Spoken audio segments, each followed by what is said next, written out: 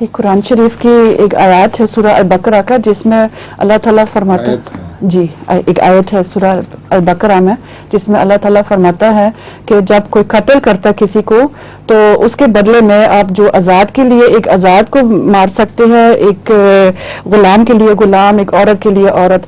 تو وہ پوچھتی ہے کہ غیر آمدی، بعض غیر آمدی کہتے ہیں کہ یہی بنیاد ہے کہ جہاد کرنے کا، کہ یعنی کہ زبردست جہاد کرنے کا، قتل کرنے کا. اس کے ساتھ کوئی تعلق نہیں، اس کو قصاص کہتے ہیں.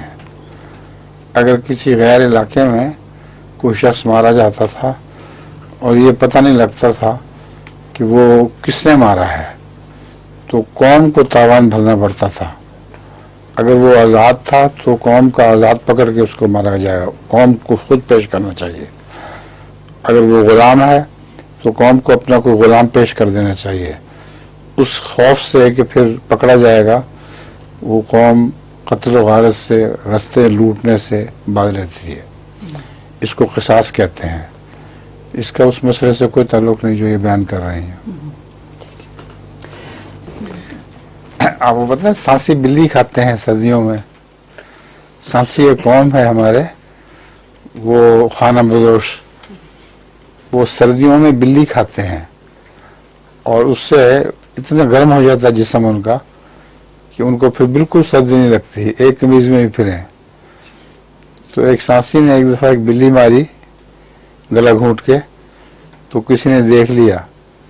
اس نے کہا تمہیں پتہ نہیں اس کی عرش جو ہے وہ کوک اس کی بلی کی عرش تک جاتی ہے. اس نے کہا میں نے اس کی کوک نکلنے ہی نہیں دی، گلے سے نکلے وہ عرش تک جائے نا. آپ نے سنا ہوا ہے؟ اچھا لطیفہ بھی تھا آپ کا کوئی؟ لطیفہ نہیں، کوئی واقعہ بچہ کا واقعہ. اچھا واقعہ سنا دیجیے. ایک عورت تھی، وہ گھر کی صفائی فلیش کے ساتھ، فلیش پرپس کلینر کے ساتھ کرتی تھی. تو ایک دن اپنی چھوٹی بچی کو کہا جاؤ باتھ روم سے فلیش لے کے آؤ تھوڑی سی. تو وہ بچی آ گئی.